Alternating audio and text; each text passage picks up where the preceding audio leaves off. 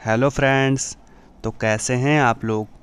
आप सभी लोगों का आपके इस प्यारे से चैनल पर वेलकम है।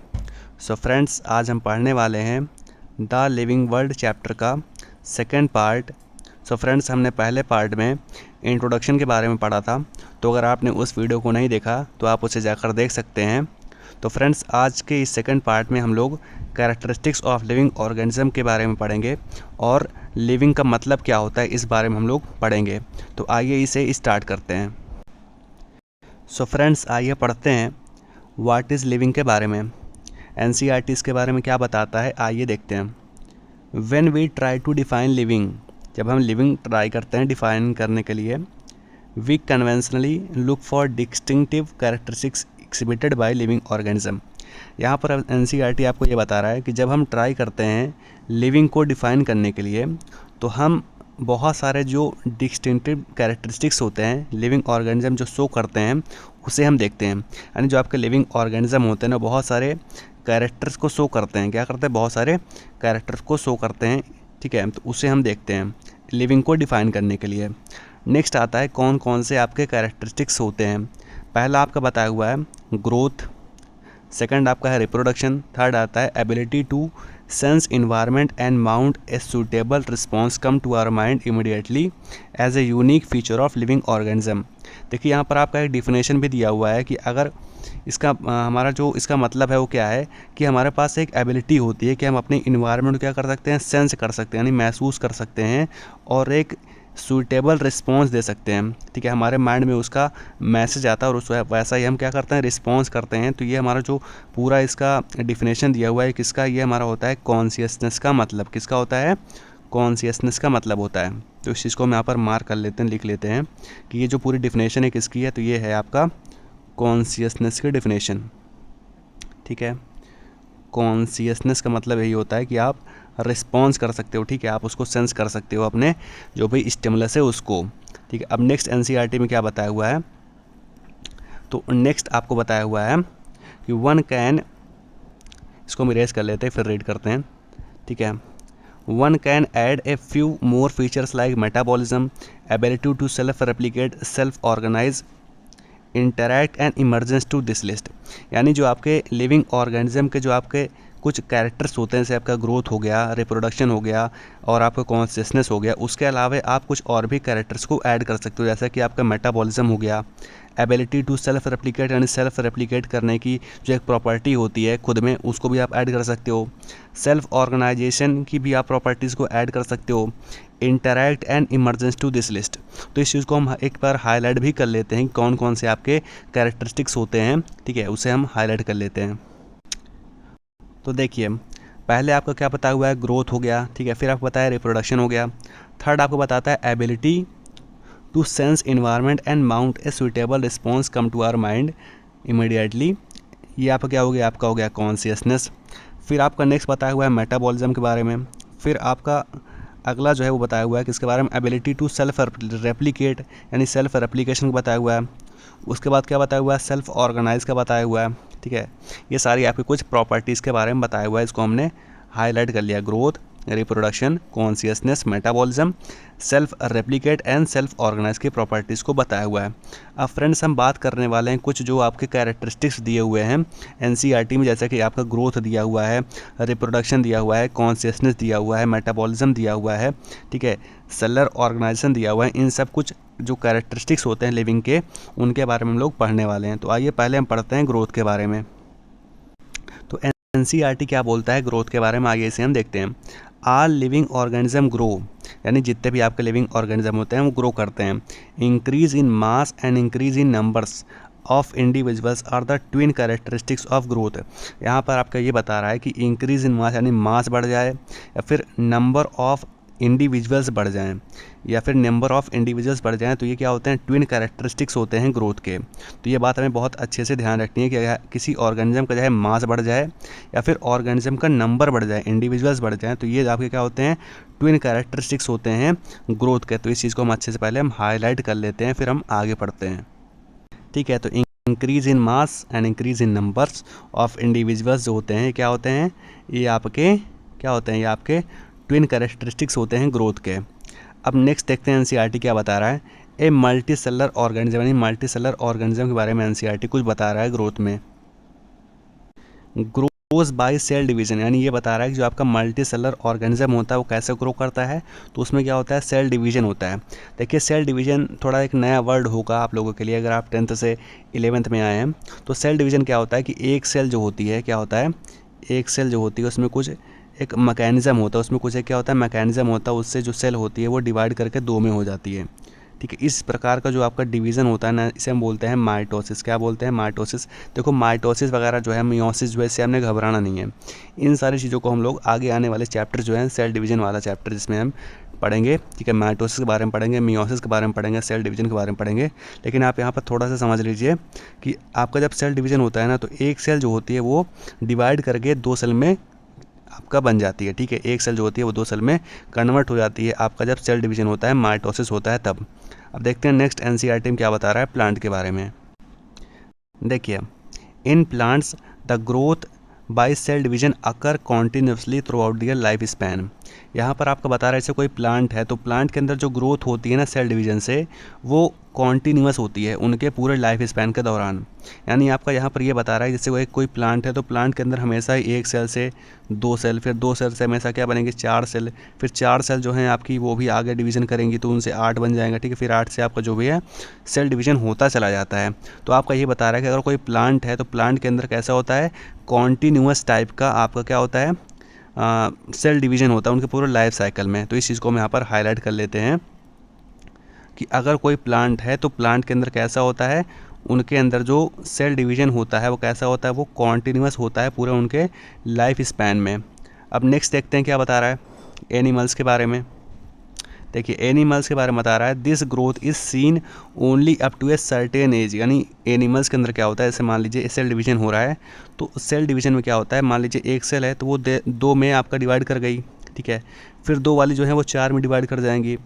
ठीक है, उसके बाद क्या होगा, ये जो आपका ये ग्रोथ हो रहा है ना, सेल डिवीजन हो रहा है, वो एक सर्टेन एज तक ही होगा, उसके बाद फिर नहीं होगा। प्लांट में क्या होता था, ये हमेशा ही आपके डिवाइड करते रहती थी पूरे उनके लाइफ टाइम तक, बट प्लांट्स का अपोजिट होता है एनिमल्स के अंदर। ठीक है, तो जो एनिमल्स के अंदर जो ग्रोथ होती है वो एक सर्टेन एज तक होती है। तो इस चीज़ को हम हाईलाइट कर लेते हैं।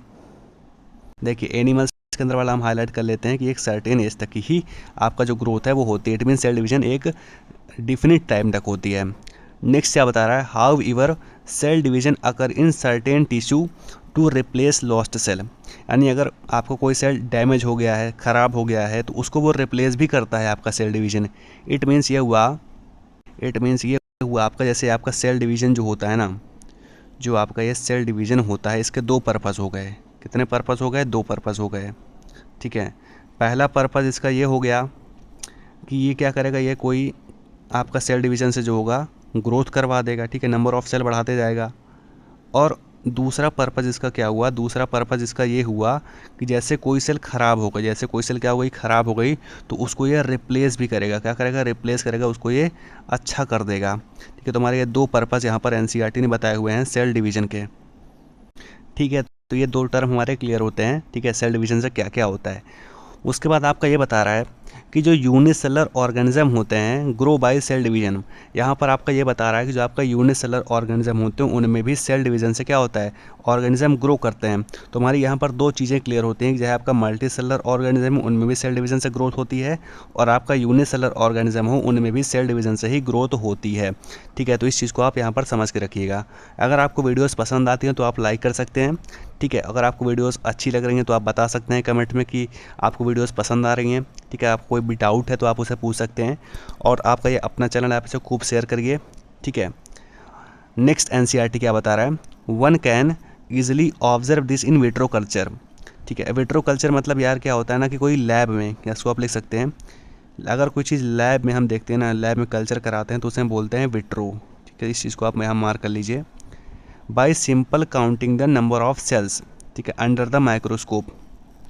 इसका सिंपल सा कहना यह है कि मान लीजिए एक यूनिसेलर ऑर्गेनिज्म है, मान लीजिए क्या हमारे पास एक यूनिसेलर ऑर्गेनिज्म है। देखिए हमारे पास क्या है, यूनिसेलर ऑर्गेनिज्म है, तो वो ऑर्गेनिज्म जो है उसको जब हम लैब में देखेंगे तो जब डिवाइड करेगा तो 1 से 2 में होगा, फिर 2 से 4, फिर 4 से 6 आपका 8 बनता जाएगा।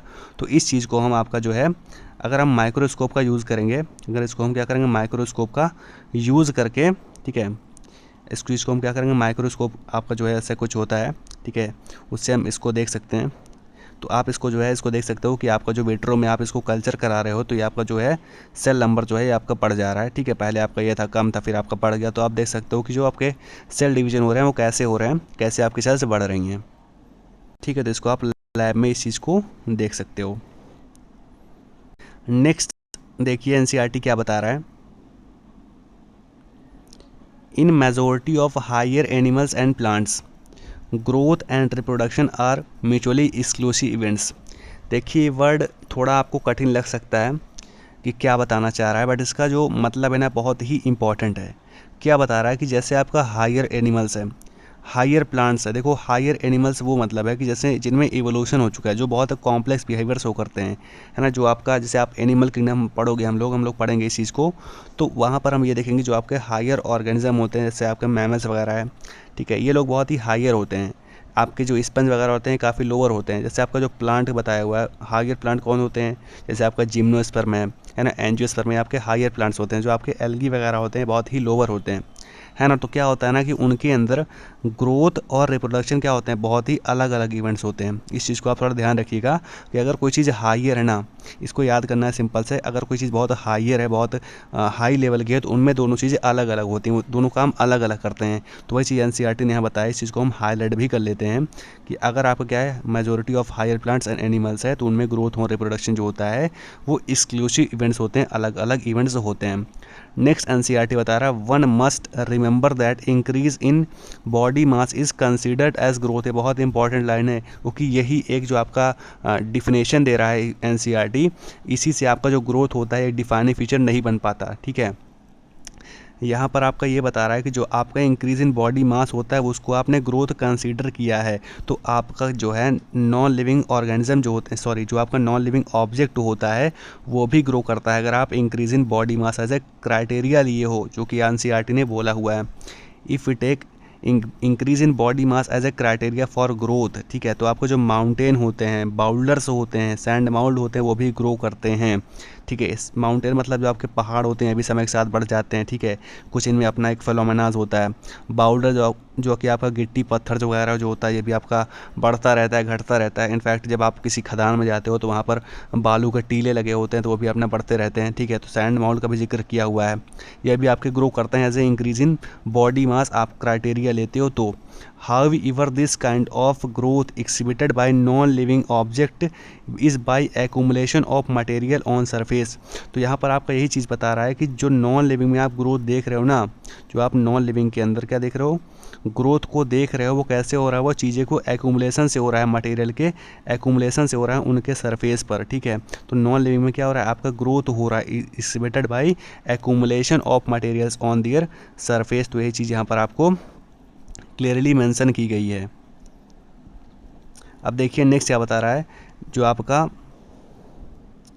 लिविंग ऑर्गेनिज्म होता है, जो आपका क्या होता है लिविंग ऑर्गेनिज्म होता है, लिविंग ऑर्गेनिज्म के अंदर क्या होता है, ग्रोथ जो होती है वो कैसे होती है, इनसाइड होती है, अंदर से होती है, ठीक है।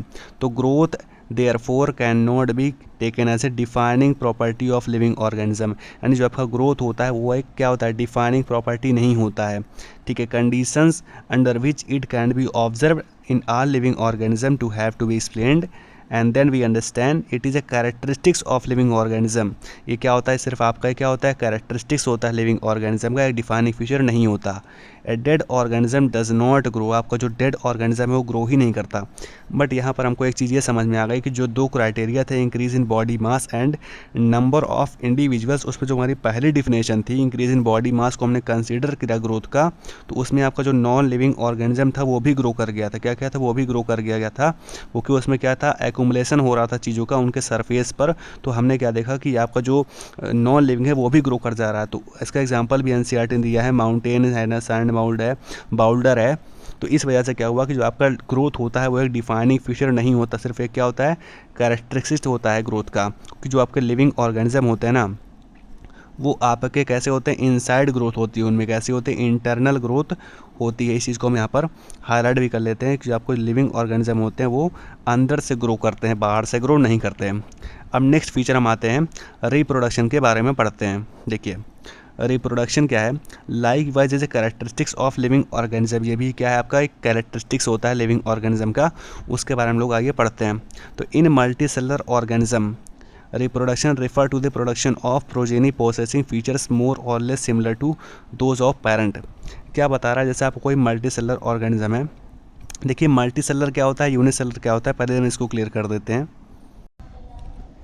सो फ्रेंड्स आइए देखते हैं यूनिसेलुलर ऑर्गेनिज्म का और मल्टी सेलुलर ऑर्गेनिज्म का क्या मतलब होता है।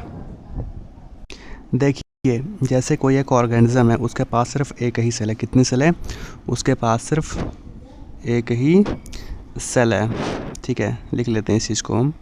तो ऐसे ऑर्गेनिज्म जिसके पास सिर्फ एक ही सेल होती है, ऐसे ऑर्गेनिज्म को हम बोलते हैं यूनिसेलुलर ऑर्गेनिज्म। क्या बोलते हैं, यूनिसेलुलर ऑर्गेनिज्म बोलते हैं। देखो नाम से ही लग रहा है यूनी आ रहा है ना। तो यूनी का मतलब क्या होता है, यूनी का मतलब होता है वन, क्या होता है, वन होता है, और सेलुलर का मतलब होता है सेल।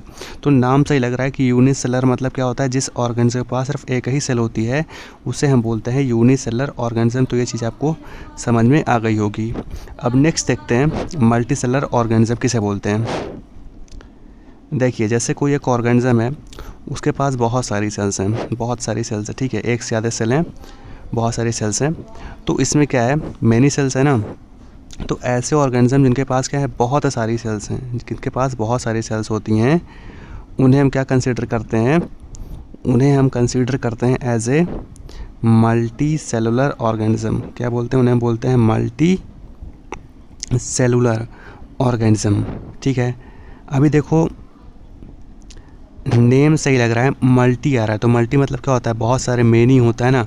तो इस चीज़ को हम यहाँ पर लिख लेते हैं कि जिन ऑर्गेनिज्म के पास बहुत सारी सेल्स होती है ना, उन्हें हम बोलते हैं मल्टी सेलुलर, और जिसके पास एक ही सेल होती है उन्हें हम बोलते हैं यूनिसेलुलर ऑर्गेनिज्म। तो ये चीज़ आपको यहाँ पर क्लियर हो गई होगी, ठीक। अगर आपको कोई डाउट है तो आप पूछ सकते हो। इन सब चीज़ों के बारे में हम लोग पढ़ेंगे। आपका जो एनिमल किंगडम है ना, वहाँ पे हम यूनिसेलुलर ऑर्गेनिज्म क्या होते हैं, मल्टी सेलुलर ऑर्गेनिज्म क्या होते हैं, उनके एग्जांपल्स क्या होते हैं, उनके बारे में लोग पढ़ेंगे। तो ज़्यादा परेशान नहीं होना, ठीक है। हम आगे पढ़ते हैं, क्या दिया हुआ है एनसीईआरटी में। तो वही चीज़ एनसीईआरटी यहाँ पर बोल रहा है कि जो आपके मल्टी सेलुलर ऑर्गेनिज्म होते हैं ना, उनके अंदर रिप्रोडक्शन क्या होता है, refer to the production of progenies possessing the features more और less similar to those of parent.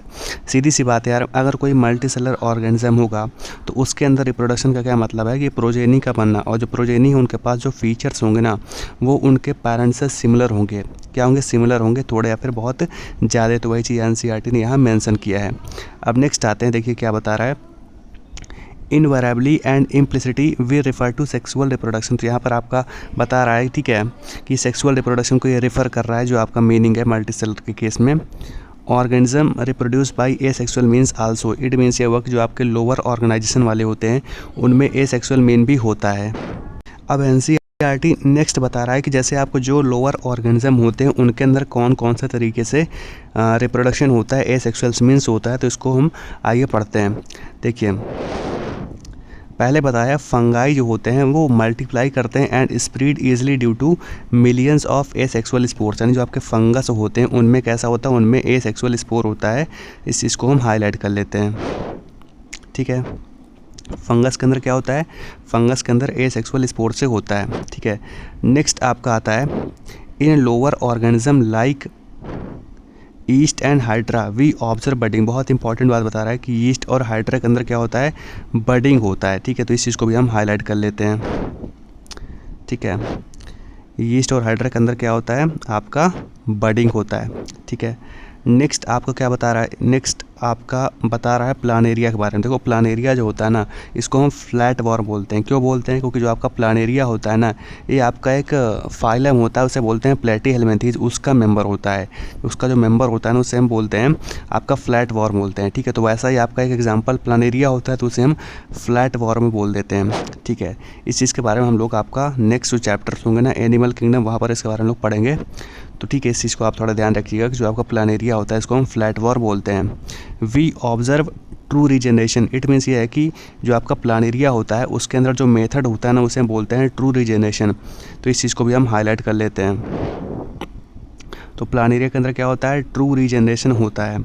Next NCERT क्या बता रहा है ट्रू रीजनरेशन में, a fragment organism regenerate the lost part of this body and become new organism. देखिए इस चीज़ को हम समझते हैं, पहले क्या बता रहा है। देखिए जैसे हमने कहा कि हमारे पास एक प्लानेरिया है, क्या है, एक प्लानेरिया के ऑर्गेनिज्म है, तो उसकी बॉडी कुछ ऐसी है, ठीक है, उसकी बॉडी कुछ ऐसी है। अब मान लीजिए इसकी बॉडी किसी स्टोन में जाके, पत्थर में जाके, ठीक है, चट्टान में जाके टकरा गई, तो इसकी बॉडी जो है वो बीच से ऐसे टूट जाएगी, है ना, वो ऐसे बीच से आके टूट जाएगी। इरेज हो गया क्या, ठीक है, वो क्या होगी, ऐसे बीच से आकर टूट जाएगी, ठीक है। तो इसके दो फ्रैगमेंट बन जाएंगे ना, तो ऐसे हमने कहा एक फ्रैगमेंट इसका ये बन गया, ठीक है, और एक फ्रैगमेंट जो है इसका ये बन गया। तो प्लानेरिया के अंदर क्या होता है ना, ये जो लॉस्ट पार्ट है, जैसे हमने कहा ये पार्ट ए है, ये पार्ट बी है, तो पार्ट ए वाला जो होगा ना वो क्या करेगा, वो जो पार्ट बी होगा उसको ऐसे बना लेगा, ठीक है, आपका जो पार्ट बी है वो बन जाएगा। और जो पार्ट बी वाला टूटा है ये क्या करेगा, अपने बगल में जो इसका पार्ट ए वाला टूट गया उसको ये क्या करेगा, रीजनरेट कर लेगा। इट मीन्स ये हुआ कि उसका जो एक फ्रैगमेंट था उससे ही पूरा ऑर्गेनिज्म बन गया और दूसरे फ्रैगमेंट से भी पूरा ऑर्गेनिज्म बन गया, ठीक है। तो ये चीज़ यहाँ पर बताई हुई है। इसको सिंपल से हम एक बार फिर से बना लेते हैं। हमने कहा ये एक ऑर्गेनिज्म था प्लानेरिया का, इसके दो पार्ट हो गए, ठीक है, इसके दो पार्ट हो गए, एक पार्ट ये, एक पार्ट ये आपका पहले पूरा पार्ट था, ठीक है, इसका हमने कह दिया ए बी था, तो ए बी वाला में ए इधर आ गया, बी इधर आ गया, तो बी और ए जो है अलग हो गया। अब आपका जो ए वाला है ये क्या करेगा, बी वाला बना लेगा, ठीक है, ये बी वाला बना लेगा। और जो आपका ये बी वाला है ना, जो ये आपका बी वाला है ये क्या करेगा, ए वाले को बना लेगा। तो इसमें दोनों ही कंपोनेंट आपके कंप्लीट हो जाते हैं। तो इसमें क्या होता है, ट्रू रीजनरेशन होता है। क्या होता है, इसको हम लिख लेते हैं, ट्रू रीजनरेशन होता है, ठीक है। किसके अंदर होता है, प्लानेरिया के अंदर होता है। तो ये चीज़ आपको समझ में आ गई होगी, ठीक है। अब नेक्स्ट देखते हैं एनसीईआरटी में क्या बताया हुआ है। नेक्स्ट आपका बता रहा है the fungi, filamentous algae and protonema of mosses all easily multiply by fragmentation. यहाँ पर बता रहा है कि जो आपके कुछ एल्गी होते हैं, फिलामेंटस एल्गी होते हैं, ठीक है, फंगाई होता है, फिलामेंटस एल्गी होता है, और जो प्रोटोनेमा स्टेज होती है ना मॉसेस के दो स्टेजेस होते हैं। इसको हम लोग पढ़ेंगे आगे, जब हम पढ़ेंगे आपका ब्रायोफाइट्स ना, तो वहाँ पर इसके बारे में बताया हुआ है। तो जो प्रोटोनेमा स्टेज होता है ना मॉसेस का, वो कैसे मल्टीप्लाई करते हैं, तो वो फ्रेगमेंटेशन से मल्टीप्लाई करते हैं। तो इस चीज़ को भी हम यहाँ पर हाईलाइट कर लेते हैं। इंपॉर्टेंट बात बताई हुई है कि फंगाई, फिलामेंटस एल्गी जो होते हैं आपके, और प्रोटोनेमॉफ जो मॉसेस होते हैं वो मल्टीप्लाई करते हैं कैसे, वो आपके मल्टीप्लाई करते हैं फ्रैगमेंटेशन से, ठीक है। तो ये चीज़ें हमारी यहाँ पर कंप्लीट होती हैं। नेक्स्ट देखते हैं क्या बताया हुआ है। When it's come to unicellular organism, देखो यूनिसेलर और मल्टीसेलर मैंने अभी आपको क्लियर किया था, तो ये चीज़ आपको यहाँ पर समझ में आ गई होगी कि यूनिसेलर ऑर्गेनिज्म किसे बोलते हैं। लाइक बैक्टीरिया, यूनिसेलर एल्गी और एमोबा। देखो ये इसके कुछ एग्जांपल दिए हैं यूनिसेलर के, तो आप याद कर सकते हो। जैसे बैक्टीरिया हो गया, ठीक है, यूनिसेलर एल्गी हो गया, आप इसका एग्जांपल याद कर सकते हो, ठीक है। या फिर आपका एमोबा हो गया। ये जो सारे आपके होते हैं ना, reproduction is synonyms with growth. आपने एक बात थोड़ा ध्यान रखना है कि जैसे अगर आपका मेजोरिटी ऑफ हायर प्लांट और एनिमल्स था, है ना, तो उनके अंदर ग्रोथ और रिप्रोडक्शन क्या था, अलग अलग चीज़ था, एक्सक्लूसिव इवेंट्स था। लेकिन जो आपके यूनिसेलर ऑर्गेनिज्म होते हैं, जैसे कि आपका बैक्टीरिया हो गया, जो आपके एमोबा वगैरह हैं, तो इनके अंदर क्या होता है, ग्रोथ और रिप्रोडक्शन जो होता है वो क्या होता है, सिनोनिम्स होता है, यानी एक ही होता है, ठीक है।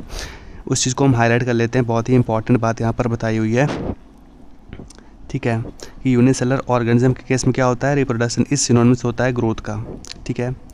तो यहाँ पे क्या बता रहा है, increase in number of cells, यही चीज़ आपको बता रहा है कि क्राइटेरिया लिया जा रहा है यहाँ किसका, नंबर ऑफ सेल्स का। We have already defined growth as equivalent to increase in cell number और मास। इस चीज़ हमने पढ़ा था कि ग्रोथ के दो कैरेक्टर्स होते हैं, या तो आपका मास बढ़ जाए या फिर नंबर ऑफ इंडिविजुअल्स बढ़ जाए। तो वही चीज़ यहाँ पर आपको रिपीट कर रहा है। Hence we notice that in single cell organism we are not clear about usages of these two term, growth and reproduction. तो यही चीज़ बोल रहा है कि यार आपका अगर कोई यूनिसेलर ऑर्गेनिज्म है ना, तो हम बहुत ज़्यादा क्लियर आउट नहीं है कि उसमें ग्रोथ हो रहा है या फिर रिप्रोडक्शन हो रहा है, वो एक ही जैसा कुछ समझ में आता है, ठीक है, उसको हम क्लियर आउट नहीं कर सकते हैं। नेक्स्ट क्या बता रहा है, further there are many organism which do not reproduce. यहाँ पर आपका कुछ एक्सेप्शन वाला पार्ट आ रहा है, जैसे हमने पढ़ा था ग्रोथ के अंदर कि ग्रोथ जो आपका मास पढ़ना है, ठीक है, तो उसमें आपने एक्सटर्नल ग्रोथ से आपका नॉन लिविंग चीज़ भी ग्रो कर रही थी, इस वजह से जो आपका ग्रोथ होता है वो डिफाइनिंग नहीं बन पाया। तो वैसा ही आपका रिप्रोडक्शन जो है इसमें भी कुछ एक्सेप्शन आ जा रहे हैं कि कुछ ऑर्गेनिज्म ऐसे होते हैं जो को रिप्रोड्यूस नहीं कर पाते। तो उसमें पहला एग्जाम्पल दिया हुआ है म्यूल का, ठीक है, दूसरा आपका होता है स्टेराइल वर्कर बी का, और थर्ड आपका दिया हुआ है इनफर्टाइल ह्यूमन कपल्स का। Hence reproduction is also can not be an all inclusive defining feature of the living organism. तो ये चीज़ थोड़ा हमें ध्यान रखना है कि किन में नहीं होता, तो इसको भी हम हाईलाइट कर लेते हैं कि जो organism many organism that are not reproduce are mules sterile worker bee infertile human couples, ठीक है। तो ये चीज़ आप थोड़ा ध्यान रखिएगा। एक्सेप्शन किसका होता है, तो ये जो हमारा ग्रोथ होता है और रिप्रोडक्शन जो होता है ये हमारा क्या होता है, डिफाइनिंग फीचर क्या होता है, नहीं होता, ठीक है। तो दो चीज़ें हमें यहाँ पर समझ में आ गई कि दोनों में एक्सेप्शन आ गया, इसलिए डिफाइनिंग फीचर नहीं है। अब नेक्स्ट हमारा आता है of course no non living object is capable of reproduction और रेप्लिकेटिंग बाय देमसेल्फ। तो ये चीज़ बता रहा है कि आपका जो ग्रोथ होता है, रिप्रोडक्शन होता है, ये जो होते हैं ये कैरेक्टर्स तो हो सकते हैं किसी लिविंग ऑर्गेनिज्म के, बट डिफाइनिंग फीचर नहीं हो सकते। तो इस चीज़ को हम एक जगह अलग से लिख लेते हैं। देखिए आपका जो है ग्रोथ होगा, ठीक है, या फिर वो आपका क्या होगा, रिप्रोडक्शन होगा, ठीक है। इसको लिख लेते हैं पहले हम, फिर आगे बात करते हैं। ये दोनों ही चीज़ें जो है ना आपकी, ये दोनों ही चीज़ें जो है ना आपकी, ये आपकी जो हैं कैरेक्टर्स हो सकती हैं। क्या हो सकती हैं, कैरेक्टर्स हो सकती हैं। तो हम यहाँ पर कैरेक्टर लिख सकते हैं इसके बारे में कि जो होते हैं कैरेक्टर्स हो सकते हैं, ठीक है, ऑफ लिविंग ऑर्गेनिज्म, ठीक है। तो ये चीज़ें हमें समझ में आ गई कि कह सकते हैं ये आपके कैरेक्टर्स हो सकते हैं लिविंग ऑर्गेनिज्म के। बट ये बात हमें ध्यान रखनी है कि ये जो दोनों चीज़ें हैं ना, ये आपकी जो है डिफाइनिंग प्रॉपर्टीज़ नहीं हो सकती। तो डिफाइनिंग प्रॉपर्टीज़ जो हैं ये नहीं हो सकती, डिफाइनिंग प्रॉपर्टीज़ नहीं हो सकती, ठीक है, नहीं है। तो ये चीज़ हमें यहाँ पर समझ में आ गई, ठीक है।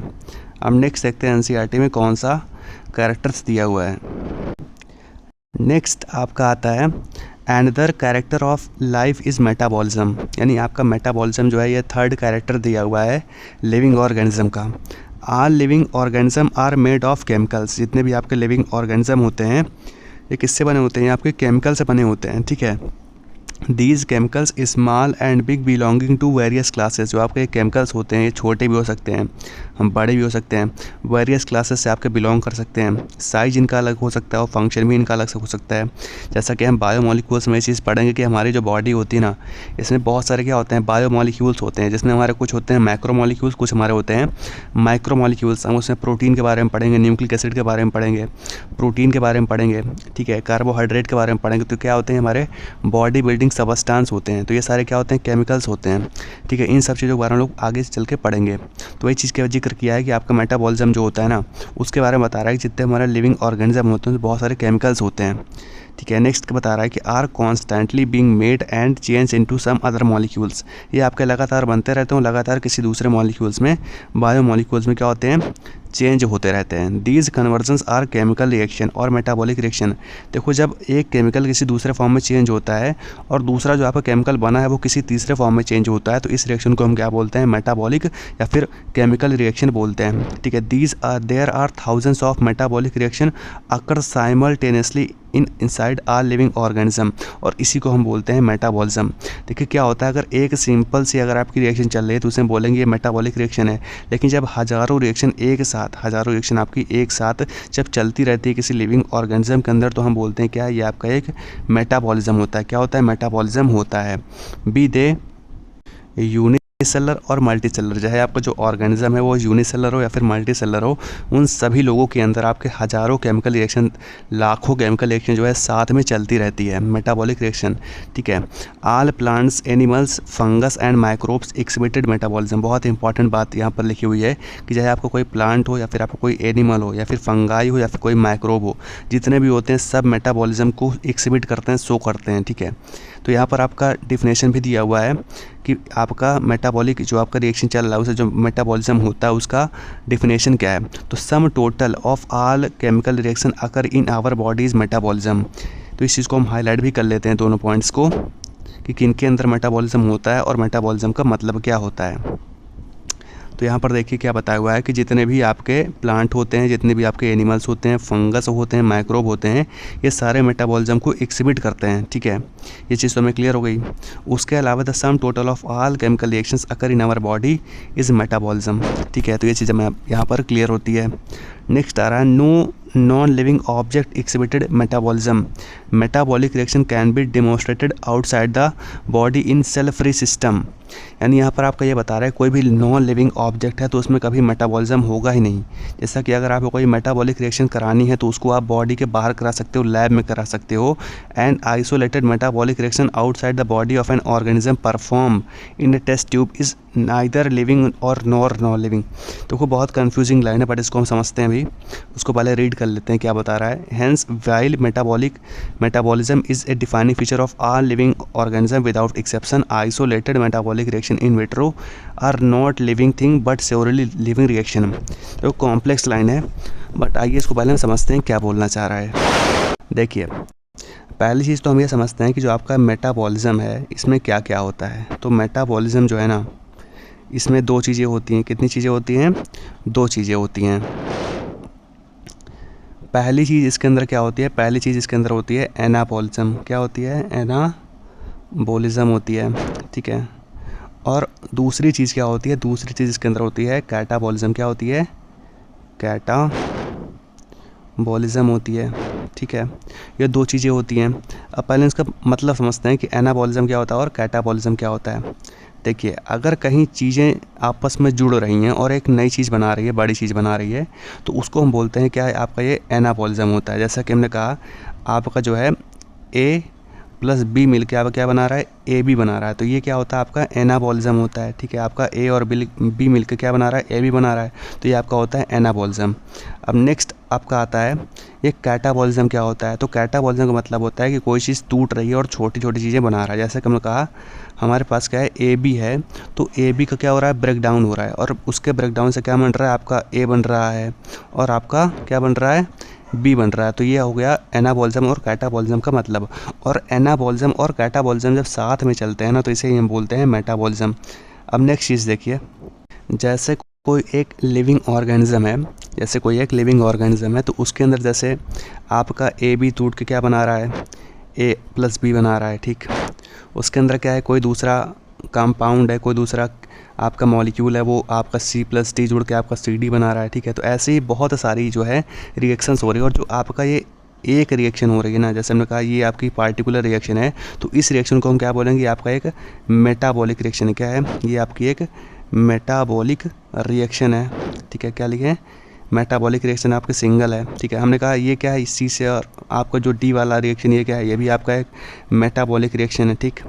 ये भी आपका क्या है? एक मेटाबॉलिक रिएक्शन है। लेकिन हमारी जो लिविंग ऑर्गेनिज्म की बॉडी होती है ना, उसके अंदर ऐसे आपके बहुत सारे हज़ारों केमिकल रिएक्शन एक साथ होते हैं। जैसे आपका ये भी रिएक्शन हो रहा है, ये भी रिएक्शन हो रहा है, उसके अलावा आपका कोई सी प्लस ई जुड़ के आपका सी ई बना रहा है, ठीक है। या फिर आपका कोई एक एक्स प्लस वाई आपका जुड़ के एक्स वाई बना रहा है। तो ऐसे बहुत सारे हज़ारों जब केमिकल रिएक्शन साथ में होते हैं ना तो उसे हम बोल देते हैं ये सब आपका क्या है? ये सब आपका मिल के मेटाबॉलिज्म क्या है? आपका ये सब जुड़ के जितना भी आपका रिएक्शंस हो रही हैं हज़ारों लाखों जितने भी हैं, तो इन सारी चीज़ों को ही हम क्या बोलते हैं? इन सारी चीज़ों को हम मिला के बोल देते हैं ये आपका क्या हो रहा है? ये आपका मेटाबॉलिज्म है, ठीक है। तो ऐसा जो फेनोमेना होता है ना कि एक साथ इतनी सारी रिएक्शंस जो होती है ना, ये आपका कहाँ हो रही है? आपकी लिविंग ऑर्गेनिज्म के अंदर ही पॉसिबल होती है। और आपको एक मज़ेदार बात बताता हूँ कि जैसे हमने कहा कि आपका जो है जैसे कोई कोई प्रोडक्ट आपका बनता है, मान लीजिए ए बी बनता है किसी दूसरे रिएक्शन से, तो आपका ए बी जो है ना वो किसी दूसरे रिएक्शन में यूज़ भी हो जाता है। इट मीन्स ये हुआ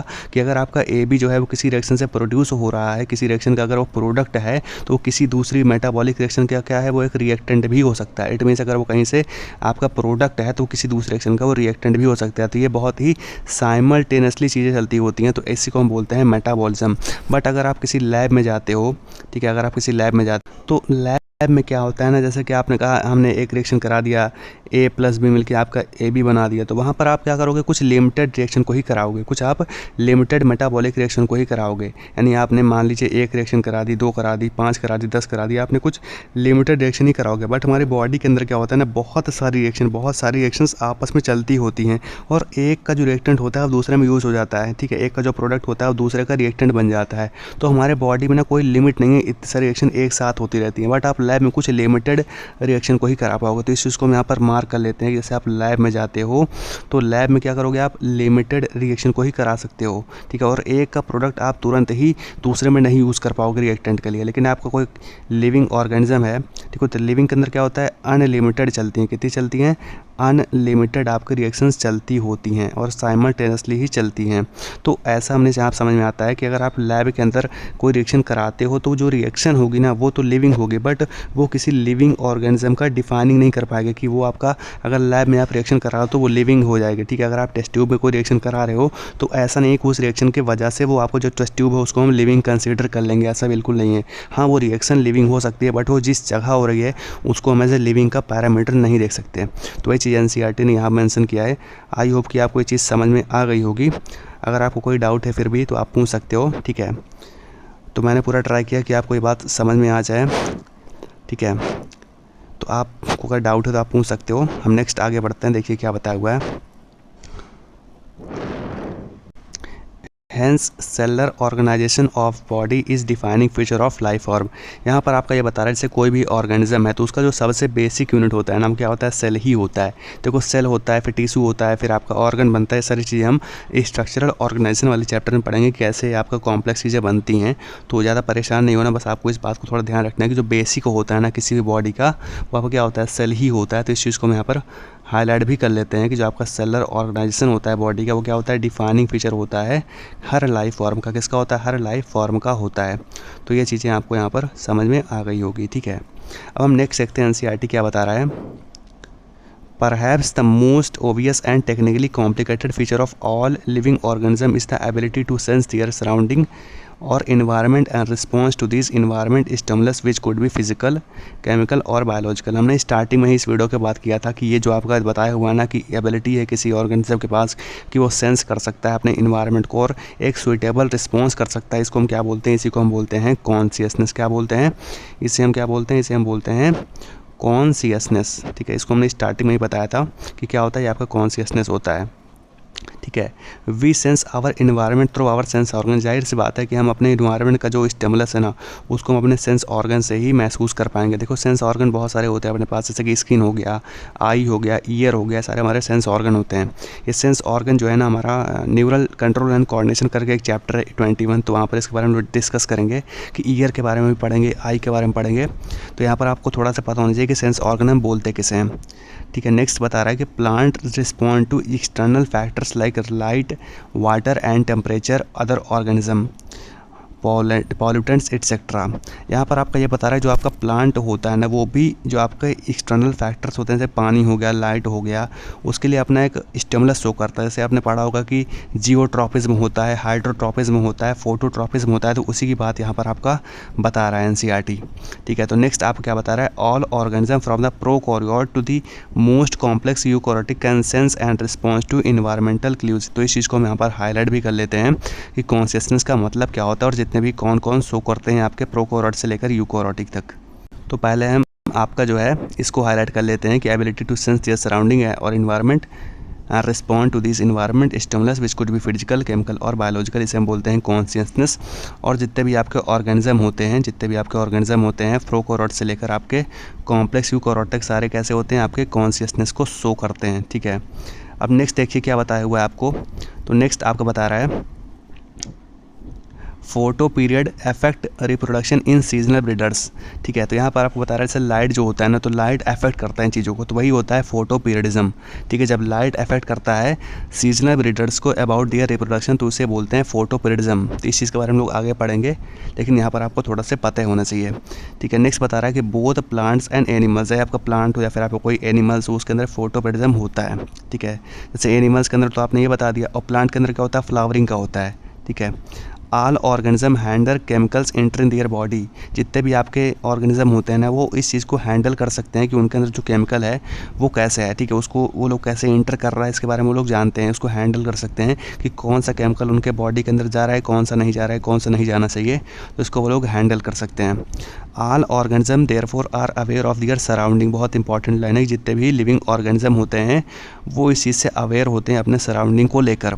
humans is the only organism who is aware of himself, यानी ह्यूमन जो होते हैं वो खुद के लिए अपने अवेयर होते हैं, और जितने भी आपके ऑर्गेनिज्म होते हैं वो सराउंडिंग को लेकर अवेयर होते हैं, बट जो ह्यूमन होते हैं वो खुद को लेकर अवेयर होते हैं, और इसी को हम बोलते हैं सेल्फ कॉन्शियसनेस।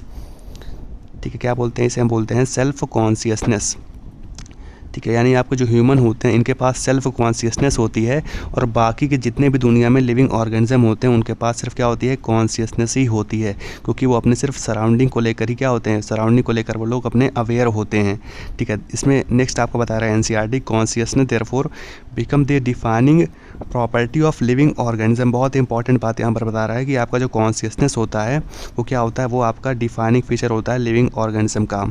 ठीक है, तो आपको एक चीज़ यहाँ पता होनी चाहिए कि जो आपका कॉन्शियसनेस होता है, कॉन्शियसनेस कौन शो करता है, तो कॉन्शियसनेस आपका कौन शो करता है, जितने भी लिविंग ऑर्गेनिज्म होते हैं वो सारे इसको शो करते हैं। ठीक है, सारे लिविंग ऑर्गेनिज्म जितने दुनिया में होते हैं सारे इसको शो करते हैं, बट जो आपका ये सेल्फ कॉन्शियसनेस होता है ना, जो आपका ये सेल्फ कॉन्शियसनेस होता है ना, इसको सिर्फ आपके एक स्पेशल मेंबर ही शो करते हैं। उसको कौन बोलते हैं, उसे हम बोलते हैं ह्यूमंस। ठीक है, उसे हम बोलते हैं ह्यूमंस के पास सेल्फ कॉन्शियसनेस की एबिलिटी होती है।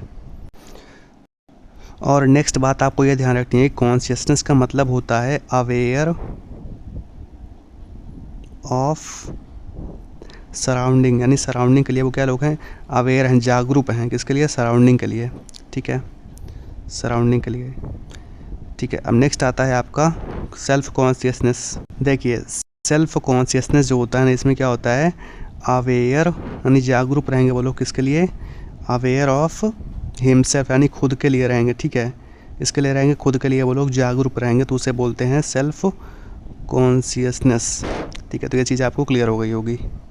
नेक्स्ट एनसीईआरटी क्या बता रहा है, when it come to humans it is all more difficult to define the living state, यानी जब ह्यूमन पे बात आती है तो लिविंग को डिफ़ाइन करना थोड़ा डिफ़िकल्ट हो जाता है।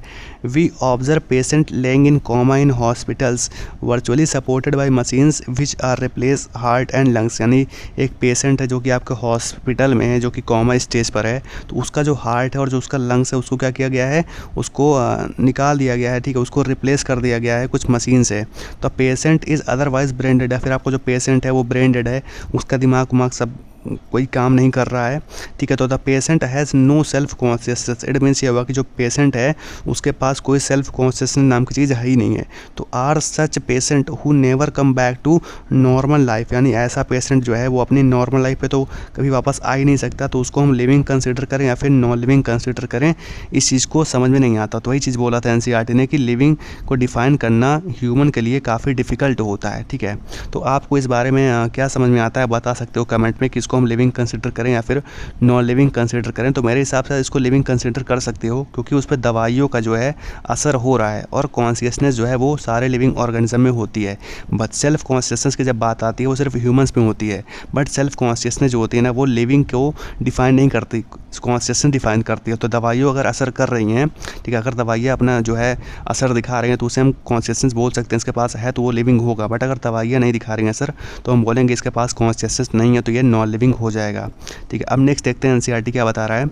In higher classes you will come to know that all living phenomenas are due to underlying interaction, यानी जितने भी लिविंग फेनोमेनाज होते हैं ये आपके कुछ इंटरेक्शन के वजह से होते हैं। Properties of tissue are not present in constituent cells but arise as a result of interaction among the constituent cells, यानी जो आपके टिश्यू के अंदर प्रॉपर्टीज़ होती हैं वो सेल के अंदर नहीं होती, लेकिन जब आपके सेल्स जो होती हैं आपस में मिलती हैं उनका इंटरेक्शन होता है तो एज ए इमर्जेंट प्रॉपर्टीज़ आ जाती हैं टिश्यू के अंदर।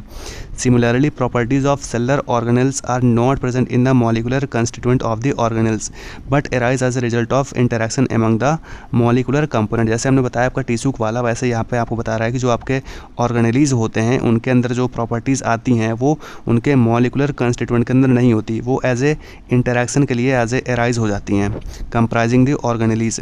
These interaction result in emergent properties at a higher level of organization, यानी यही चीज़ बता रहा है कि जब आपके छोटी छोटी चीज़ें आपस में मिलती हैं ना तो उसमें कुछ नई चीज़ें निकल के आती हैं, कुछ इमर्जेंट प्रॉपर्टीज़ निकल के आती हैं हायर लेवल्स की। ठीक है, this phenomena is true in the hierarchy of organization. ठीक है, कॉम्प्लेक्सिटी एट द लेवल, ये सब कुछ आगे जो हम आगे आने वाले चैप्टर्स में लोग इसके बारे में बात करेंगे। कुछ यहाँ पर कॉम्प्लेक्स वर्ड यूज़ कर रहा है। Therefore we can say that living organisms are self-replicate, evolve and self-regulation interactive system capable of responding to external stimulus। तो यहाँ पर आपको डिफिनेशन दे रहा है लिविंग ऑर्गेनिज्म का क्या होता है, तो इस चीज़ को हम हाईलाइट कर लेते हैं। ठीक है, कि आपका लिविंग ऑर्गेनिज्म का मतलब क्या होता है कि living organism are self replicate, evolve and self regulating interactive system capable of responding to external stimulus. तो इसका मतलब यह हुआ कि जो आपके लिविंग ऑर्गेनिज्म होते हैं उनमें सेल्फ रेप्लिकेशन होता है, वो इवॉल्व कर सकते हैं, इंटरैक्ट कर सकते हैं और उनके पास कॉन्शियसनेस होता है। तो वही चीज़ यहाँ पर आपको एनसीईआरटी ने डिफिनेशन क्लियर कट दी हुई है। ठीक है, तो आप इसको याद कर सकते हो कि लिविंग का डिफिनेशन क्या होता है। नेक्स्ट आ रहा है कि biology is the story of life on earth. Biology क्या है, एक स्टोरी, एक कहानी है, ठीक है, हमारे लाइफ की, कि हमारे जो अर्थ पर लाइफ कैसे आई इस बारे में। Biology is the story of evolution of living organism on earth, यानी जो आपका लिविंग ऑर्गेनिज्म का इवोल्यूशन हुआ है अर्थ पर, इसकी कहानी है। ठीक है, all living organism present past and futures are linked to one another by sharing of their common genetic material. देखो यहाँ पर बता रहा है आपका थोड़ा जेनेटिक मटेरियल का जिक्र किया है। तो जेनेटिक मटेरियल मतलब होता है जो हमारा डीएनए है, आरएनए है, इसे हम बोलते हैं जेनेटिक मटेरियल। इन सब चीज़ों के बारे में हम लोग पढ़ेंगे। आपका जो मॉलिकुलर वाला चैप्टर है ना 12th में 6th चैप्टर, वहाँ पर इन सारी चीज़ों के बारे में हम लोग पढ़ेंगे कि आपका जेनेटिक मटेरियल क्या होता है। तो ज़्यादा परेशान नहीं होना, बस आपको इतनी बात ध्यान रखनी है कि जब जेनेटिक मटेरियल की बात आती है तो आपको डीएनए ध्यान रखना है और आरएनए ध्यान रखना है। तो ये चीज़ आपको यहाँ बता रहा है कि जितने भी आपके लिविंग ऑर्गेनिज्म होते हैं, चाहे वो कल रहे हो, जो आज है या फिर कल जो होंगे, वो आपस में कैसे लिंक हैं और उनको लिंक करने वाला क्या चीज़ है, वो जेनेटिक मटेरियल होता है। बट जेनेटिक मटेरियल जो है ना उनका डिग्री वैरी कर सकता है हर ऑर्गेनिज्म में। ठीक है, तो ये चीज़ हमारी यहाँ पर कंप्लीट होती है। अगर आपको कोई डाउट है तो आप पूछ सकते हो। तो मिलते हैं आपको नेक्स्ट वीडियो में, तब तक के लिए पढ़ाई करते रहिए। All the very best.